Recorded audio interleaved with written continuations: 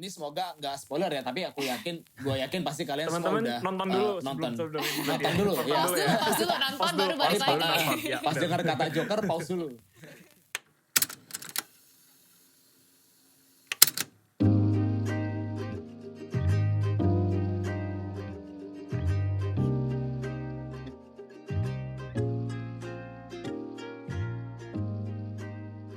Hai guys, selamat datang kembali nih di podcast #Zona Aman bersama gue JP dan gue Sheryl. Dimana di sini kita akan sama-sama ngebahas seluruh gonjang-ganjing dari isu kesehatan mental nih, Share. Nah, kita tuh udah bahas dari perspektif menarik nih. Kemarin kita udah dari perspektif agama, perspektif family, perspektif teman. Sekarang yang lebih ringan gitu, yang lebih santai. Ya bener, yang lebih santai. Episode ini cocok nih sesuai title-nya buat teman-teman yang suka nonton film ya, Share, yang mainstream gitu. Karena sekarang kan kayak baik banget ya pop culture atau film-film yang ngangkat soal isu kesehatan mental gitu kan, Jep.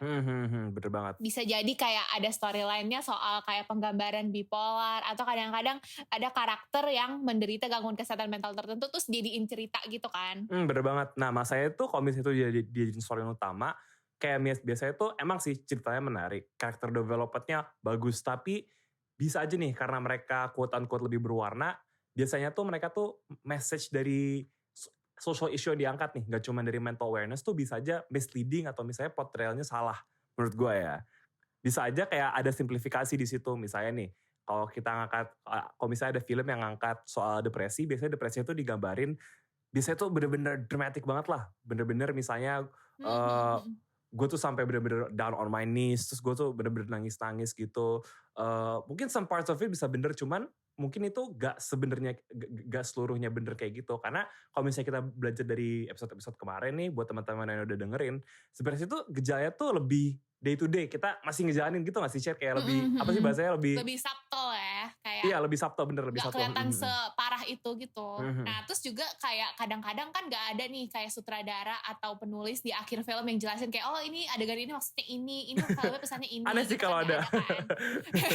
Jadi kayak implisit banget dan benar-benar diserahin ke penontonnya untuk mencerna film message apa yang ingin dibawakan sama film tersebut. Makanya nih jadi kayak kadang dia kayak lu pernah gak sih nonton film yang kayak ceritain tentang orang quote unquote gila, terus habisnya digambarinnya dia tuh kayak banyak menggunakan kekerasan, terus dia kayak throw tantrums gitu. Jadi kayak mau sadar atau nggak sadar tuh masyarakat bisa aja nerima kalau misalnya oh ternyata kalau gila tuh kasar ya, makanya jadi ini bisa memperparah stigma buat penderita gangguan kesehatan mental gitu sih. Bener banget, kayak tadi lu bilang nih, perspektif kita sebagai audiens atau sebagai masyarakat tuh suka salah gitu kalau misalnya ngeliat isu ini nih dari film ini. Makanya kita butuh perspektif psikologis juga untuk understand the issue gitu loh. Makanya kita sekarang undang minta tamu yang punya perspektif psikologis dan suka nonton film dan review film juga nih. Sapa dulu kali, Share. Halo Kartur. Halo Kak. Halo Jonathan dan Sheryl. Apa kabar Kartur? Baik. Luar biasa, mantap. Boleh perkenalan dulu nih Kartur buat teman-teman di rumah, nama, umur, kesibukan. Film favorit boleh film favorit. Wah sekalian film favorit ya. Oke siap. Oke, halo semuanya pendengar podcast Zona Aman ya, betul ya? Iya, benar-benar. Yoi. Kenalkan nama gue Arthur. Gue sebenarnya lulusan dari psikologi UGM, jadi gue angkatan 2015, gue lulus dari psikologi UGM itu tahun lalu, 2019 bulan Agustus. Nah, kalau kesibukan gue sekarang sih, gue sebenarnya baru resign dari pekerjaan gue di akhir bulan Juli kemarin, dan sekarang ya masih mencari sebenarnya, masih mencari dan sambil mencari ini gue karena emang suka bikin konten film di Instagram, ya jadi gue sambil kayak emang suka sharing aja tentang perfilman di Instagram gue kayak gitu. Nah, tadi nanya film favorit ya? Iya. Oke. Sebenarnya kalau film favorit gue ini untuk penyuka film movie gore sebenarnya sedikit mainstream sih. Tapi ini memang film yang selalu gue tonton tuh gak pernah bosan sama sekali. Itu tuh judulnya, kalau kalian tahu, The Lord of the Rings. Trilogi. Iya sih. Iya. Nah, itu film yang panjang banget itu kan? panjang banget bro. Bisa seharian tuh penonton itu. Bener-bener. Oke, menarik. Di note ya teman-teman pendengar, kalau misalnya suka Lord of the Rings, silakan langsung diskusi sama Kak Arthur. Bagus. Nanti gue kasih esainya. Oke, nih Kak, sebagai mahasiswa, maksudnya alumni gitu, alumni psikologi yang suka nonton film, ada nggak sih film yang terkenal yang dinonton sama banyak banget orang, tapi sebenarnya sebagai orang yang tahu psikologi tuh bikin gemes gitu karena penggambarannya aneh atau misleading soal gangguan kesehatan mental. Oke, sebelumnya gue mau terima kasih dulu buat Jonathan Sheryl karena mau ngangkat isu mental awareness ya, berarti mental illness juga di podcast kan ini karena memang penting banget sih karena gue juga mungkin backgroundnya psikologi jadi banyak belajar juga tentang kesehatan mental dan bagaimana juga gangguan-gangguannya juga dan bagaimana bisa menaikkan awareness masyarakat umum ya. Nah, gue sangat senang sekali bisa diundang sama kalian semua, terutama tema ini emang sangat bikin semangat sih sejujurnya. Oke, jadi untuk film-film seperti itu yang emang bikin gemes kami para apa istilahnya mahasiswa psikologi ya. Sebenarnya emang cukup banyak sih, cuman emang kalau pengertian dari misleading sebuah film itu memang pasti nggak ada film yang 100% sutradaranya gitu ya atau produsernya bikin gue mau bikin film yang ngacauin persepsi tentang kesehatan mental dengan sengaja. Nah, gue sampai sekarang belum pernah menemukan itu. Nah, yang ada menurut gue definisi untuk misleading ini adalah yang memang bikin gemes itu sebenarnya kontroversial, film-film yang kontroversial. Nah, untuk film-film kontroversial ini sebenarnya banyak. Nah, cuman yang pingin gue diskusiin untuk kita di hari ini itu sebenarnya kalau boleh ambil yang agak mainstream, ini film tahun lalu sih sebenarnya. Kalau JP dan Sheryl tahu pasti, dengar ini pasti tahu banget Joker. Nonton sih, gila. Oke, nonton. Nonton pasti ya, Joker ya. Nah, iya film Joker ini menurut gue ini memang cukup kontroversial ya. Karena dia, yang kita tahu kan Joker ini kan sebenarnya adalah villain dari Batman ya. Sebelum film Joker tahun lalu ini kan selalu digambarin nggak pernah ada film solo Joker live action. Yang pasti selalu ada film Batman, nanti kemudian ada Jokernya. Dan kebanyakan tidak membahas, ya benar ya, kemungkinan tidak membahas tentang kesehatan mental atau gangguan mental dari Jokernya, tapi lebih ke action ya pasti kan, film superhero. Mau gimana lagi film superhero kalau nggak ada tonjok sana sini, big book sana sini ya nggak seru gitu kan. Bener. Nah, dan yang gue suka dari film Joker tahun lalu ini, selama ini kan kita tahu Joker cuma sebagai penjahat Batman. Nah, tapi di film tahun lalu ini, kok kita belum pernah tahu nih gimana terjadinya munculnya si Joker ini. Karena selama ini dia udah tiba-tiba di film lain tuh udah jadi Joker aja. Nggak pernah kita lihat dari how did he manusia. became Joker gitu ya berarti ya? Ya, how he became Joker gitu kan. Nggak pernah kita tahu itu sama sekali. Nah, di film ini terjawab gitu kan. Karena kita dikasih dikasih penjelasan mengenai kondisi psikis dia, kondisi mental dia, dan bagaimana society treat him, memperlakukan dia. Nah, kurang lebih seperti itu. Kalau gitu apa Kak yang problematik dari penggambaran Joker itu? Nah, untuk yang problematiknya itu, nah di sini kan kalau kalian udah nonton Joker, kan pasti inget gak sih ada adegan yang ini semoga nggak spoiler ya, tapi gue yakin pasti kalian teman-teman semua udah nonton dulu nonton dulu ya. Pause dulu nonton baru balik lagi. Pas dengar kata Joker pause dulu. Ya, jadi kan di filmnya Joker ini sebenarnya ada di trailer juga sih, jadi nggak spoiler. Dia ada punya kondisi yang tertawa terus, jadi dia tertawa dan nggak bisa berhenti sama sekali. Kadang tertawa, kadang bisa nangis. Nah, ini sebenarnya kalau gue baca dan ternyata memang ini adalah kondisi gangguan mental yang beneran, gak dibuat-buat oleh sutradaranya ataupun tim filmnya. Jadi namanya kalau nggak salah tuh Pseudober Effect kalau nggak salah. Nah, ini adalah kondisi-kondisi mental Joker. Di sana juga, di filmnya juga Joker tuh kalau gue boleh cerita tuh dia ada mengidap delusi juga, bahkan schizophrenia, lalu juga low self esteem. Jadi dia tidak percaya diri. Nah, semua ini karena dia waktu kecil itu dia pernah di-abuse oleh orang tuanya.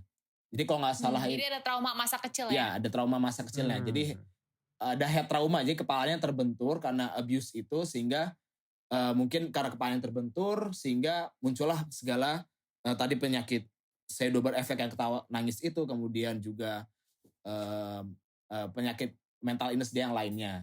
Dan yang paling parah sebenarnya kalau kita nonton Joker itu, yang gue nonton di sini kan emang bagaimana si nama karakter Joker ini kan di filmnya tuh Arthur Fleck ya. Kalau gue bahas itu namanya Arthur Fleck. Nah si Arthur ini, nama gue ya. Jadi kalau si Arthur ini memang diceritain di film itu kan dia dapat perlakuan dari masyarakat itu emang parah banget. Karena kan dia kerja sebagai seorang badut pesta lah. Badut pesta, dan jadi kan maksudnya itu juga mengambil latar tahun 80-an. Nah gue research terkait film ini, tahun 80-an itu memang salah satu tahun yang memang itu kan di Amerika ya. Nah kondisi di mana tahun segitu tuh semua penduduk, semua manusia di situ kayak bodo amat. Maksudnya bodo amat adalah kayak tidak taat peraturan. Jadi kalau di filmnya tuh orang nggak pernah pakai seat belt, orang bisa ngerokok di mana-mana, termasuk di rumah sakit. Terus juga dalam hal untuk melindungi diri mereka sendiri, mereka bisa membawa pistol atau senjata tajam, bahkan memang yang bisa membunuh orang gitu. Jadi kayak keamanannya itu sangat tidak terjaga. Nah di sini yang terjadi kepada si Arthur Fleck, sehingga kenapa dia dianggap freak, dia dianggap ketawanya itu mengganggu, dia dianggap kayak sampah masyarakat gitu oleh masyarakat di Gotham ya, kan kota Gotham. Dan sehingga itu juga yang membentuk dia akhirnya berubah di akhir film menjadi Joker yang kita kenal kayak gitu. Nah untuk bikin gemesnya dan misleadingnya itu kontroversial di mana sih? Nah itu sebenarnya lebih ke perlakuan-perlakuan yang diberikan oleh masyarakat terhadap si Arthurnya. Kayak mereka pasti di saat itu juga belum paham banget kayak kalau misalkan kan ada banyak adegan Joker dipukul, Joker dikatain, pokoknya kata-kata kasar itu ya. Dan ya mungkin bagi orang-orang yang bagi tokoh-tokoh di film itu, kata-kata di film itu pas mereka ngomong, oh lucu nih, emang freak kok, dia emang dandannya kayak badut, badannya kurus banget, tiba-tiba suka ketawa dan nangis sendiri. Ya kita juga sebagai orang yang kalau misalnya melihat orang lain kayak gitu kan pasti juga ada pikiran yang kayak, oh ini orang kenapa ya gitu kan, tanpa menjudge orang itu lebih dalam. Nah sementara kan kalau di film Joker ini si Arthur udah langsung dijudge freak dan sebagaimana kan. Nah sehingga itu menurut gue yang agak sedikit, bukan sedikit ya, tapi sangat bikin gemes dan kontroversial, karena itu dapat menyebabkan perubahan yang dapat mempengaruhi perubahan mental di dalam diri Arthurnya kayak gitu. Jadi lebih ke kayak reaksi masyarakat yang sangat gak peka gitu ya terhadap gangguan kesehatan Betul, mental salah Joker. satunya itu. Jadi ya tanggapan masyarakat dan reaksi masyarakat terhadap si Joker. Tapi Kak, kayak waktu Joker baru keluar tuh langsung ngehits banget quotes kayak orang jahat adalah orang baik yang disakiti. Ingat gak sih? Wah, Iya kan betul kayak gitu banget, kan iya, quotesnya. iya. Nah itu ada hubungannya gak sih kayak sisi psikologisnya tuh bener gak sih kayak pesan-pesan kayak gitu? Nah menurut gua sih untuk tagline orang jahat adalah orang baik yang tersakiti itu sebenarnya abu-abu menurut gua. Jadi kayak mau bilang bener juga enggak, tapi bilang salah juga enggak. Kenapa? Karena ketika memang pasti kita semua pernah lah ya kayak mendapatkan sebuah tekanan yang ini tekanannya bisa beda-beda, bisa kayak cacian, bisa bully, bisa dibully, atau misalkan hal apapun yang memang itu mempengaruhi pikiran kita terhadap diri kita sendiri gitu kan. Secara psikologis itu pasti akan berpengaruh banget. Misalkan gue dikatain, Tur lu jelek, kulit lu hitam gitu kan, ya gue udah dari lahir kayak gini gitu kan. Nah maksud yang mau gue sampaikan adalah itu tergantung bagaimana kita menerima diri kita sendiri. Jadi menerima diri kita sendiri, mengenal diri kita sendiri terutama. Karena menurut gue si Arthur Fleck Joker ini dia belum begitu bisa menerima dirinya sendiri, sehingga dia mengambil jalan lain ketika dia dicerca, ketika dia dihina dan diserang gitu, bertubi-tubi itu, dia mengambil arah untuk berubah, ya intinya melakukan tindakan yang kriminal. After all, ini kan juga tentang Joker kan, sebuah karakter fiksi dan yang notabene semua orang di dunia tahu Joker itu adalah penjahat, jadi nggak mungkin juga kalau akhir ceritanya, oh Joker sembuh nih, gitu kan. Judul filmnya Joker, masa dia tiba-tiba jadi sembuh gitu kan, enggak. Nggak jadi filmnya nanti. Nggak jadi filmnya. Nggak ada Batman. Iya, itu dia. Nah, kurang lebih kayak gitu. Tapi jadi intinya kalau misalnya kita mau jelasin Joker itu tuh kayak self defense mechanism gak sih? Artinya dia kayak coping mechanismnya karena dia nggak bisa handle semua pressure atau kayak caci makian yang ada di sekitar dia, makanya dia kayak gitu ya Kak? Betul, karena kan juga dia sebenarnya kan turning point-nya dia, si Arthur ini berubah jadi Joker kan pas dia mengetahui bahwa dia bukan anak kandung dari ibunya. Nah, dia bukan anak kandung dari ibunya dan ya istilahnya dia kan sayang banget sama ibunya. Ternyata ibunya membohongi dia seumur hidup, kemudian dia akhirnya membunuh ibunya. Nah, ketika dia membunuh ibunya, dia langsung mulai kan aura sifat-sifat jahat dia mulai keluar. Dia juga ngebunuh temannya dan dia kalau Cheryl dan Jonathan inget, dia kan ngebunuh host kayak talk show yang ngundang dia kan ya, yang ngundang si Jokernya itu. Nah, ya itu dia belum bisa menghandle kayak bagaimana tekanan-tekanan yang diberikan oleh lingkungannya. Karena kan juga kalau kalian ingat di buku hariannya Joker, dia kan nulis kalau nggak salah, dia nulis the worst part of having mental illness is people expect you to behave as if you don't, gitu. Ya kan, itu menurut gue sangat ngena banget sih. Itu menurut gue adalah kalimat yang sangat menggambarkan orang yang mungkin depresi ya, karena mereka tidak bisa menemukan kayak jalan keluar nih dari penyakit atau kondisi mental yang mereka alami. Jadi kayak misalkan nih orang misalnya orang depresi atau bipolar, tapi lingkungannya mengharapkan enggak kok, lu enggak apa-apa, itu mah cuma masalah apaan bipolar, lu pasti bisa ngelakuinnya kok, cemen lu atau apa. Nah, intinya kan orang lingkungannya kan expect dia untuk behave kalau dia tuh nggak punya penyakit mental. Nah, itu menurut gue yang ngena banget sih di film ini. Jadi ada penggambaran yang berguna lah ya seenggaknya, ya, kayak untuk nyadarin. Ya, ada gambaran yang berguna dan padahal it's okay not to be okay kan kalau misalkan psikologi kayak gitu. Kenapa sih Arthur kira-kira film terkenal Joker tuh masih bisa kayak salah gitu loh, kayak dalam menggambarkan kayak gangguan kesehatan mental gitu. Padahal kan mereka tuh maksudnya si sutradaranya tuh, gue lupa namanya siapa. Sutradaranya tuh pasti waktu pertama-tama bikin film itu tahu gitu. Maksudnya satu, ini tuh film DC dan maksudnya film DC tuh banyak banget fansnya. Berarti dia akan menjangkau kayak banyak banget orang gitu. Yang kedua berarti kalau misalnya dia menjangkau banyak orang, berarti harusnya gambaran yang dia kasih tuh harusnya tepat gak sih? Kayak maksudnya dia ngebawa isu ini juga gitu. Berarti kan harusnya gambaran yang dia kasih tuh tepat. Kayak itu gimana tuh Pak kira-kira? Iya, jadi saudaranya kan namanya Todd Phillips ya. Nah, si Todd Phillips ini Iya, Todd Phillips. Ya, bener-bener. Santai. Jadi kalau si Todd Phillips ini waktu emang dia bikin film Joker ini, jadi memang visinya dia tuh itu seperti tadi yang awal gue bilang, emang menceritakan origin dari si Joker. How Arthur atau siapapun namanya itu became the Joker yang kita kenal sekarang ini.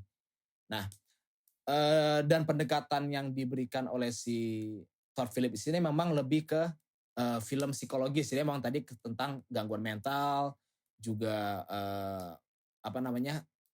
perlakuan-perlakuan dari masyarakat yang mempengaruhi psikis. Nah, itu memang sesimpel itu pendekatan yang diberikan oleh Todd Phillips. Dan memang hasilnya ketika film ini udah dirilis di studio memang kontroversial.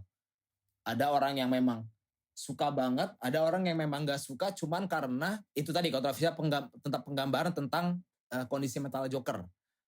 Nah, kontroversialnya juga sebenarnya kan tadi kan gue bilang Joker itu mengidap penyakit, ada yang delusi, ada yang schizophrenia, juga tadi ada yang pseudobipolar effect. Nah, kalau misalkan yang gue baca tidak mungkin kayak semua penyakit itu ada di dalam satu individu dalam waktu yang bersamaan gitu. Mungkin ini kan baiklah ini hanya sebuah film ya, hanya sebuah film di mana memang kalau film itu pasti udah tercampur oleh banyak doktrin, udah tercampur oleh banyak permintaan yang memang pasti agak sedikit menghilangkan atau Bener-bener. ya menghilangkan kayak realistisnya tuh kayak gimana sih gitu. Bener-bener. Kayak bener sih kayak kata Kak Arthur, karena kayak Kak Arthur bilang ini tuh cuman film, dan maksudnya film tuh mungkin kayak media-media lain tuh punya kecenderungan buat lebih kayak ngeprioritasin yang penting estetik gitu, yang penting filmnya bagus, plotnya oke, character development tuh bagus, dan Iya, maksudnya orang-orang jadi tertarik buat nonton, dan maksudnya jadi invested ke franchise gitu ya Kak. betul. Film itu tetap ada, pasti selalu ada doktrin dan kayak udah tercampur oleh istilahnya kepentingan-kepentingan yang memang dibutuhkan untuk menaikkan franchise-nya, untuk meninggikan bisa meninggikan studionya atau sutradara dan aktornya. Jadi memang tidak mungkin murni 100% film ini tuh akan suits untuk semua orang gitu. Bahkan film sebesar kayak mungkin yang favorit semua orang kan pasti kan entah film-film Disney ya, mungkin filmnya Avenger atau kartun-kartun, toh pasti ada orangnya juga yang nggak suka gitu. Jadi jangan jadiin film tuh sebagai sumber informasi untuk kita kayak ngertiin semua hal gitu ya, pasti termasuk untuk ngertiin mental illness. Nah, tapi kalau misalnya dari Kak Arthur nih, sebenarnya kan tadi Kak Arthur bilang kalau film Joker tuh ada yang sedikit problematik dalam penggambarannya. Kira-kira Kak Arthur expect apa sih yang sebenarnya bisa, yang ideal tuh seperti apa? Kalau misalnya di film Joker gitu, yang mau diperbaiki tuh apa? Jadi kalau yang perlu diperbaiki ya, yang ideal dari Joker. Iya, Wow. kalau bisa punya kesempatan gitu. Wow. Mensutradarai film Joker kedua gitu. Apa nih kira-kira di Joker kedua yang mau diperbaikin gitu apa Kak Arthur? Keren juga Maksudnya nih. dalam segi psikologis Iya, ya. iya. Jadi kalau di Joker ini sebenarnya jadi menurut gue film ini memang kemarin pas tahun lalu keluar tuh menurut gue udah perfect. Jadi kayak apa yang gue ekspektasikan, apa yang gue harapkan dari Joker Todd Phillips ini itu sebenarnya sudah sesuai. Tapi kalau misalkan memang ditanya apa yang mau diganti gitu ya, sebenarnya gue pingin lagi tuh lebih ngebahas lebih dalam tentang kondisi mental si Joker ini. Jadi kan dia emang mau dikenalin, oh dia sakit tuh tadi penyakit mental yang gue sebutin tadi, yang ketawa dan nangis, kemudian delusi dan schizophrenia, dan memang ada plot twistnya gitu. Memang ada plot twistnya terkait kondisi mental dia, tapi memang akan lebih nendang lagi, akan lebih greget lagi kalau ada adegan-adegan yang memang bisa membicarakan tentang kondisi mental Joker, masa lalunya itu gimana waktu dia kecil ya. Sebenarnya gue lebih pingin waktu dia masa kecilnya itu gimana. Karena kan pas di film itu kan si Arthur dan Joker ini kan sudah dewasa gitu kan. Nah, padahal kan di filmnya juga dia dikasih tahu, oh trauma yang dia alami, trauma yang dia dapatkan itu adalah waktu dia kecil. Jadi biar audiens juga lebih paham gak sih kayak sebenarnya bigger picture-nya. Iya, ada traumanya. Mungkin juga sama pacing filmnya akan gua bikin sedikit lebih cepat. Mantap. Gue semangat deh nonton karya Kak Arthur. Ditunggu ya. Nah, next nih kita ngomongin tentang dampak kali ya. Kayak sebenarnya kan kayak Kak Arthur bilang kalau misalnya film tuh punya kepentingan-kepentingan, dia punya doktrin-doktrin tertentu. Nah, kira-kira apa sih Kak dampaknya buat masyarakat dalam memahami gangguan kesehatan mental gitu? Jadi memang untuk dampak bagi masyarakat untuk memahami kesehatan, itu baik lagi. Emang sebenarnya film Joker ini seharusnya sebuah film atau ini kan film kan sebenarnya ada karya seni ya. Nah, kita setuju ini adalah karya seni, dan seharusnya sebuah karya itu tidak hanya bisa dinikmati oleh maker ya, oleh pembuatnya sendiri, tapi juga bisa dinikmati oleh orang lain gitu kan. Dan dengan kata lain harusnya ini bisa mengedukasi. Dan menurut gue film Joker ini sebenarnya memang cukup mengedukasi, terutama bagaimana kita bisa bersimpati. Nah, gak tahu kalau Jonathan dan Cheryl, karena pas gue nonton gue sangat bersimpati, bahkan berempati banget terhadap si Joker, si Arthur ini. Setuju kan. Nah, walaupun dalam di sisi lain gue juga tidak mentoleransi perbuatan dia ketika dia membunuh orang. Ya benar. Gitu, betul ya. Jadi kayak ya itu memang itu adalah pesan yang atau dampak yang yang berhasil dibawakan oleh film ini kepada masyarakat di dunia, atau mungkin bagi gue ya, karena gak banyak loh orang-orang sekarang ini yang mampu bersimpati, berempati terhadap kondisi seseorang. Oh gitu. Gitu. Tapi Kak, kayak kan Kak Arthur bilang nih, kayak orang-orang tuh jadi sangat simpati dan empati gitu kan. Dan gue sama Cheryl setuju tadi, karena gue personally gue juga fans dari DC, dan gue gak pernah kayak ngelihat film Joker tuh yang kayak gini. Gue jadi kayak bener-bener, yang tadinya gue bener-bener benci sama Joker, jadi tuh gue jadi bener-bener agak ada empati gitu, kayak ada empati nih kayak wah ternyata tuh kayak gini, karena it just felt real gitu. Tapi dari feeling of real ini kayak ada gak sih kayak dampaknya yang ke negatifnya gitu ke masyarakat, kayak tentang wah ternyata tuh kalau orang yang kayak Joker tuh kayak kena mental illness tuh kayak gini gitu ya. Ada gak sih Kak kayak dampak ke situnya gitu? Oke. Itu untuk jawaban itu pasti ada, karena sejujurnya gue juga melihat dan mendengar dengan mata telinga sendiri. Jadi waktu gue nonton Joker, gue nonton, kalau nggak salah gue nonton filmnya 3 kali di bioskop. Wih gila. Wow. Jadi kasih gede itu banget. antara demen atau gabut sih sebenarnya. Ya jadi waktu gue nonton film, kalau nggak salah yang pas gue nonton film ketiga kayaknya ya. Jadi pas gue keluar dari sinema itu, ada orang, jadi gue lagi jalan nih, gue waktu itu kebelet mau ke toilet kan. Pas gue jalan ke toilet itu ada orang ngomong, ih itu jangan sampai ya, ada jadi kayak seorang ibu ngomong ke anaknya gitu. Waduh. Padahal anaknya udah gede nih, udah kayak, kalau gue sih udah remaja lah, setidaknya mungkin SMA kali ya. Itu kayak ibunya tuh ngomong, ih itu jangan sampai kayak orang gila gitu ya, amit-amit. Intinya gitu, pokoknya intinya meng-curse si Joker itu kalau orang kayak gitu tuh orang gila, orang salah gitu kan. Padahal kalau kita tahu filmnya, kalau kita berhasil memaknai filmnya, itu nggak sepenuhnya salah si Arthur, dan nggak pernah salah si Arthur kan. Nah, jadi itu menurut gue dampak negatifnya pasti emang ada, selalu terdampak kepada orang-orang yang mungkin tidak bisa melihat, mungkin tidak bisa, mohon maaf, terbuka terhadap makna sesungguhnya dari sebuah film itu. Oh, berarti kan film Joker ini sangat-sangat multi interpretasi gitu ya kayak, maksudnya orang-orang tuh bisa punya open interpretation ke film tersebut, tapi message sesungguhnya kayak Kak Arthur bilang tuh bisa aja kayak gak nyampe gitu. Nah, kalau buat film-film lain yang ngangkat soal film-film mental health, ada gak sih kayak saran atau rekomendasi film yang lebih tepat atau misalnya lebih bisa digampang dipahami gitu, kayak message tentang gangguan kesehatan mentalnya gitu, kayak menurut Kakak gimana nih? Oke. Jadi ini kayak kebalikannya gitu ya dari film kontroversial gitu ya. Bener.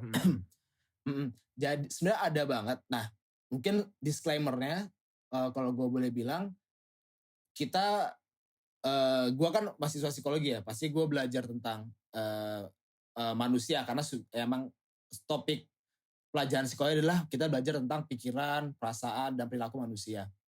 Nah, tapi bagaimana bisa kita mempelajari orang lain, bagaimana kita bisa menerima orang lain sebelum kita menerima diri kita sendiri, betul ya? Nah, karena itu juga problematik yang dialami si Joker, dia belum bisa menerima dirinya sendiri, sehingga untuk orang lain dia malah tidak bisa menangis itu, malah justru dia meng-counter dan akhirnya melakukan tindakan kriminal. Nah, sehingga untuk film yang gue bisa rekomendasikan untuk istilahnya membuat kita paham dan belajar tentang sebenarnya kayak kondisi mental dan psikis yang baik itu kayak gimana sih dalam diri manusia. Nah, itu sebenarnya ada film judulnya, ini kartun sih, film animasi. Tapi ini menurut gue sangat wow banget. Nah, judulnya Inside Out. Bukan ya, anime. Waduh, bukan anime nih, bukan anime. Nah, ini film jebolan Pixar Disney, judulnya Inside Out. Ini keluar tahun 2015. Ya, film Inside Out. Nah, kenapa film Inside Out ini maksudnya kenapa gue rekomendasikan film ini, karena itu baik lagi, film Inside Out ini tuh sangat mengajarkan kepada penontonnya untuk lebih memahami diri mereka sendiri gitu. Karena semua kondisi mental, semua aspek psikologis itu dimulai dari diri kita sendiri. Nah, film Inside Out ini menurut gue sangat sempurna untuk bisa menjelaskan apa yang terjadi dalam pikiran dan perasaan kita. Karena kalau Sharon dan Jonathan mungkin atau teman-teman yang udah nonton di film Inside Out ini kan kita dikenalkan sama karakter namanya Riley. Itu manusia kan. Nah di dalam pikiran si Riley ini, ada joy, ada sadness, ada disgust, fear, dan anger. Jadi apa tuh? Kebahagiaan, sedih, jijik, takut, dan marah. Nah itu kan lima emosi dasar manusia. Nah dan itu sangat memang sangat baik dibawakan oleh sutradaranya di dalam film Inside Out itu, karena kita selama menonton itu belajar, jadi kalau si Riley misalkan lagi main hoki gitu, di filmnya dia ada main hoki kan, dan dia misalkan dia mencetak gol atau dia terjatuh, si Joe ini yang misalkan dia mencetak gol, si Joe yang karakter emosi Joe yang mengambil alih kontrol di pikirannya. Berarti dia bahagia. Ketika si Riley ini pindah, jadi ada di filmnya dia pindah dari Minnesota kalau nggak salah ke San Francisco. Nah, waktu dia pindah ke San Francisco, dia sedih nih. Dia merasa kehilangan teman-teman yang di Minnesota, sehingga saat itu yang ambil alih sadness di kontrolnya di pikiran dia. Karena itu menurut gue pinter banget sih animasi Inside Out itu, karena kan kalau kalian nonton di film di dalam pikiran Riley itu kayak ada controller gitu ya, controller yang bisa digunakan oleh emosi-emosi, 5 emosi tadi. Jadi ibarat kayak si Riley itu robot, dan si emosi-emosi itu adalah kayak user, si pengguna robot ini. Dia mengontrol si Riley ini, kayak gitu. Jadi tuh film ini tuh cocok karena dikasih tahu secara eksplisit gitu ya, emosi-emosinya apa dan dijelasin gitu ya. Maksudnya dikasih gambarannya gitu lewat animasi-animasi yang gak kalah kerennya gitu ya Kak, berarti ya? Betul. Tapi kan maksudnya gak semua film tuh akan se-eksplisit ini gitu loh. Maksudnya pasti film-film tuh pasti mau ada kontroversi aja dikit lah, biar ngetren, biar maksudnya masuk box office lah gitu-gitu. Nah, ada gak nih kalau pesan-pesan buat teman-teman di rumah supaya bisa lebih cermat gitu kalau misalnya ketemu sama film-film lagi yang multi interpretation ini dan ngangkat isu mental awareness atau social issue lain, gimana caranya mereka bisa lebih cermat dalam menyerap kayak film-film tadi sebagai audience gitu supaya lebih kritis gitu. Gimana tuh kira-kira? Nah ini baik lagi, jadi kalau memang saran buat teman-teman, kalau emang misalkan teman-teman nonton film yang cukup kontroversial dan itu misalkan itu membuat gejolak ya, misalkan membuat gejolak di pikiran kita, nah itu juga baik lagi, itu hanyalah sebuah film, dan layaknya sebuah film pasti dia memiliki doktrin tertentu, dan memang tidak semua film itu bisa disukai oleh banyak orang, begitu. Dan kalau memang teman-teman di sini ingin mencoba kayak mempelajari sebuah film itu gimana, jadi memang harus setidaknya habis nonton film, misalkan itu memang mempengaruhi diri kalian, coba kalian tenang dulu, kayak memahami emosi diri sendiri dulu. Nih apa yang gue rasakan itu gimana ya? Setelah gue nonton Joker ini yang gue rasakan, gue marah, gue sedih, karena ternyata Joker relate dengan diri gue, karena gue juga mengalami apa yang Joker alami. Nah itu baik lagi karena yang gue bilang tadi, mengenal diri sendiri kan.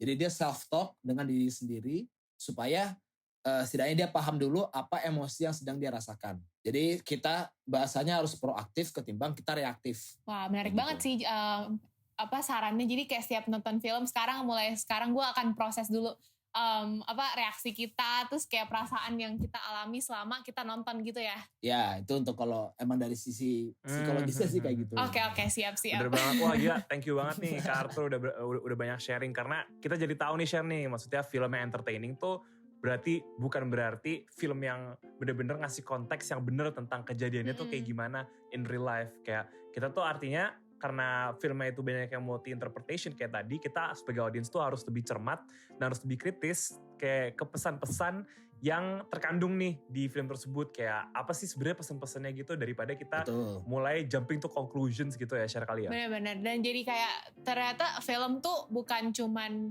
alat yang entertaining, tapi social tools yang sebenarnya bisa insert beberapa perspektif atau doktrin. Ya, betul. Karena dari pembuat filmnya gitu kan. Jadi kayak sebagai audiens kita harus seperti saran Carter tadi, coba proses dulu jalan ceritanya, terus kayak reaksi kita apa dan kenapa kita merasakan seperti itu, kayak bisa berguna banget biar kita jadi lebih kritis dalam memproses message-message yang ada dalam film gitu ya Jep ya.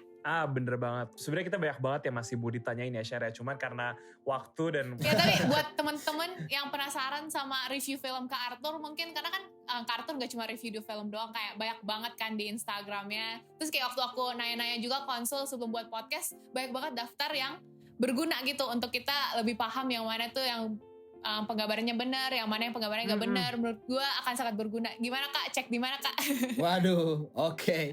Jadi ya gue bikin review di Instagram gue namanya Artniki. Kalau misalkan gue eja ARTHNIKI. Ya, Artniki. Ya. Artniki ya, @artniki bisa dicek di Instagram. ARTHNIKI. Tapi selain @artniki ada Instagram lagi yang harus kalian follow yang gak kalah kerennya nih. Dimana Instagram ini ngasih isu-isu seputar kesehatan mental, yaitu di @shine IDN.